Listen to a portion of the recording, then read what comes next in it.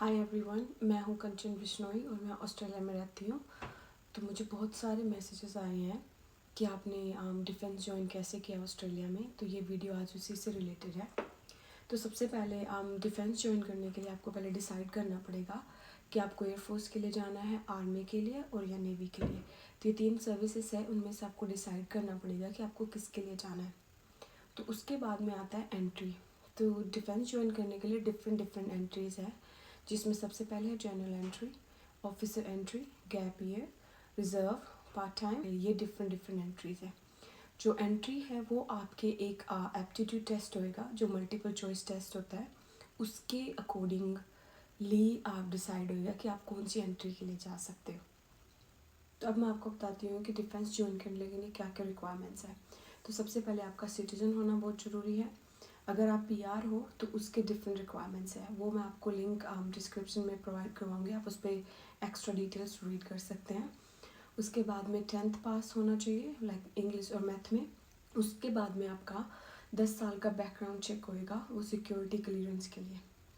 तो उसके लिए भी आप रेडी रहिए। और उसके बाद में क्या, आप फिट और हेल्थी होने चाहिए। जो एज रिक्वायरमेंट है वो स्टार्ट होती है मिनिमम 16 ईयर एंड 6 मंथ से, और मैक्सिमम दी हुई नहीं है, तो मैक्सिमम आप अपने अकॉर्डिंग देख सकते हैं। तो अब आता है कि एप्लीकेशन कैसे अप्लाई करें।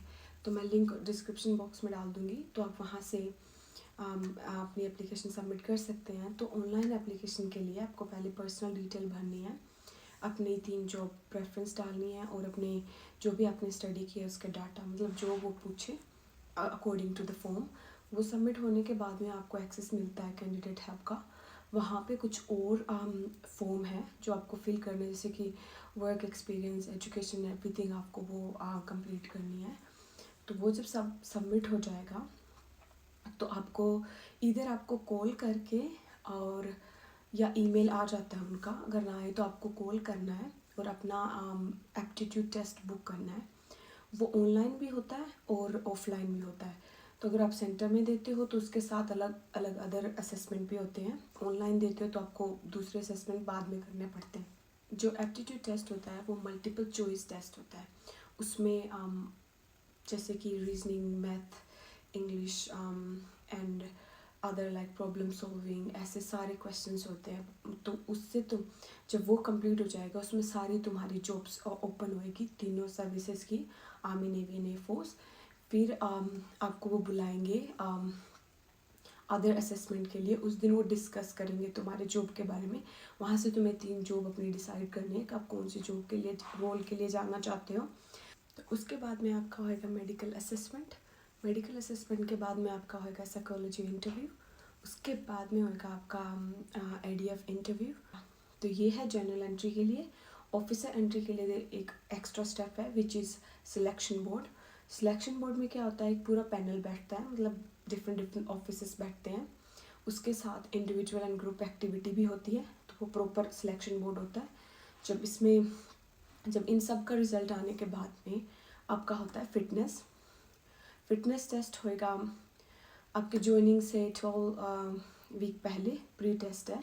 जो फिटनेस टेस्ट है उसकी रिक्वायरमेंट भी अलग है मैन एंड फीमेल के लिए, मतलब कौन से रोल के लिए जा रहे हो, कौन से सर्विस के लिए जा रहे हो, ऑफिसर एंट्री है या जनरल एंट्री है, सबके लिए डिफरेंट है फिटनेस रिक्वायरमेंट।